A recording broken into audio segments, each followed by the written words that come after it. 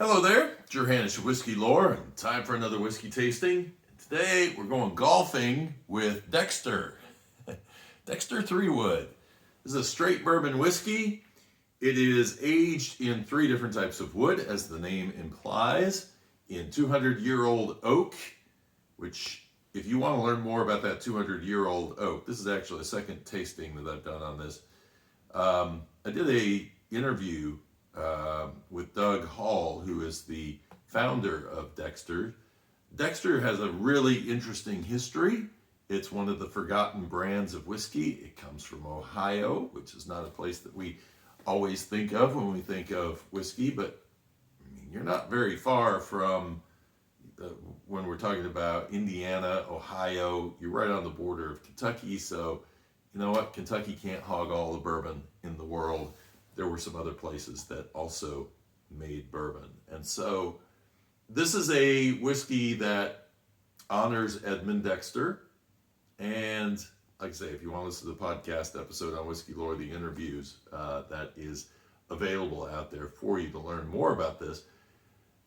Interesting, as I was talking to Doug about this, we were discussing the fact that he has a blending facility in, if you know where the Louisville Slugger Museum is in Louisville, underneath it, he has a blending lab where you can go in and actually blend your own whiskey from a bunch of whiskeys that he has chosen. You can kind of figure out, what kind of style you're looking for, and then you get to blend your own whiskey. Now, I've heard mixed results on it. I've seen this a lot, actually. Now, distilleries are starting to offer this. Tullamore, while I was in Ireland, was offering this. There was another distillery in Ireland that was offering it as well. Really interesting, because you get a chance in those cases to pick out flavors that you like, and then it does the blend. And so it's kind of like making your infinity bottle while you're at the distillery, and then hoping that it ends up being good. But anyway, these guys do that. And there's talks about this. They have franchise opportunities, so maybe there will be one of these coming to a location near you. So this is a good whiskey then for me to jump in and do a tasting on, because if the spirits that they are creating are good in this glass, then our hope is that the whiskey is good when you go and make your blend. So, high ABV on this one, 50.3% ABV. It is a high rye. It is 36% rye in the mash bill. The rye doesn't necessarily stand out on the nose, though. What I get is nutty oak and kind of a little herbal note that comes in. Now, this is, like I say, it's using 200-year-old oak. Don't know how long they're going to be able to use 200-year-old oak, but there it is, 200-year-old oak, maple wood, and cherry wood. But unlike what I had the other day with the postmodern, that was smoked cherry wood. This is not smoked. And I'm not picking up a smoke note. Cheers.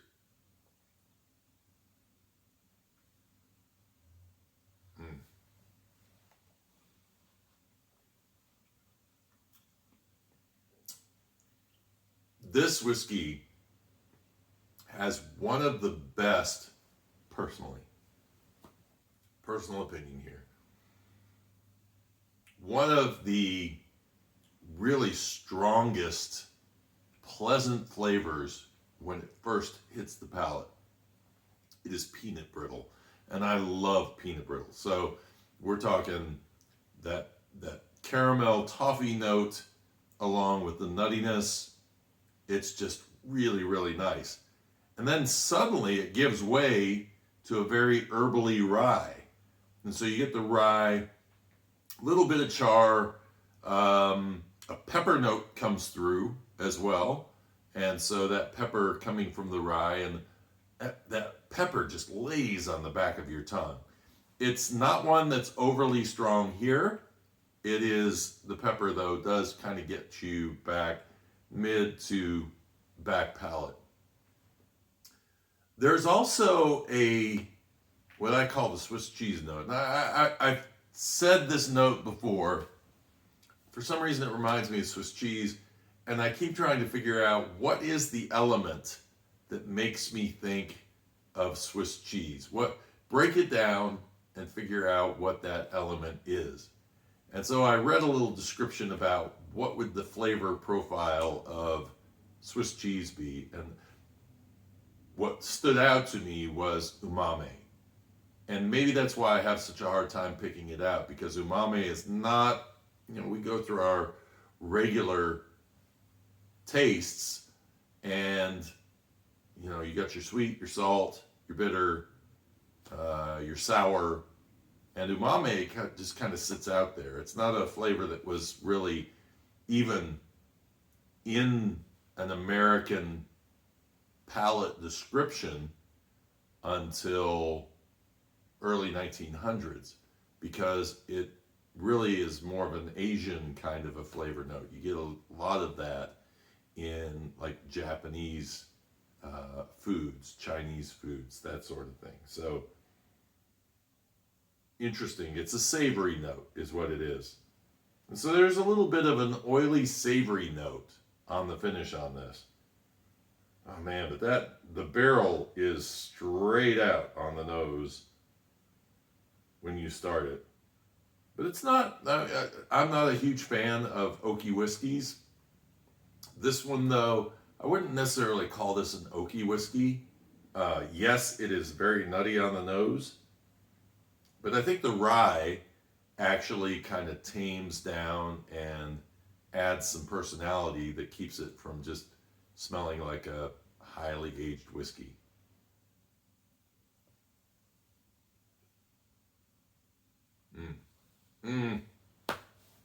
Had to go in for that peanut brittle again. Wow. If there's something that kind of makes me sad about this whiskey, is that it doesn't finish that way. It is so good. And then the rye is almost like an interruption. It's like you go, that was really great. And then, you're back again.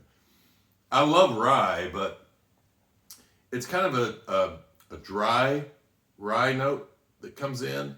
So you got this nice, pleasant peanut brittle, and then all of a sudden this rye comes in and says, hey, forget that. Pay attention to me. And so, I don't know. That's a tough one. I think this is boy, that middle part is very good, but I'm going to put this in my good category and of course these are personal opinions, listen to my tasting notes rather than to my rating, because the rating is just personal. That really has nothing to do with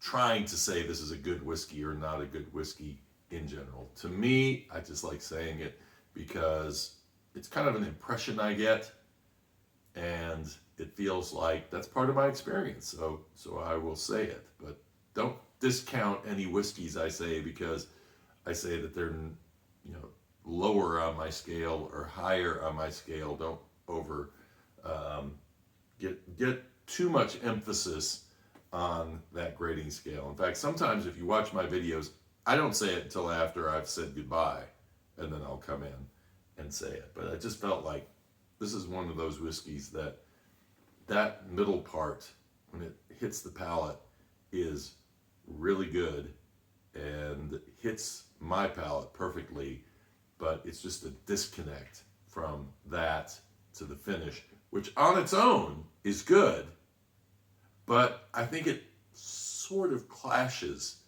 as it's moving through that process of going from nice, sweet, nutty, and then all of a sudden dry, herbal. It's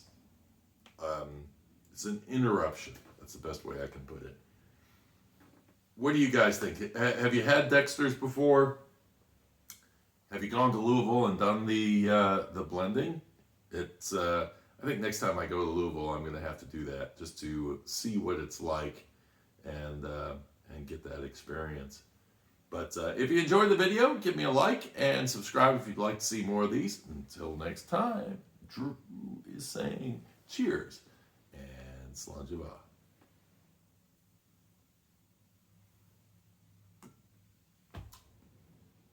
Wow. Cola. There's a cola note in there too.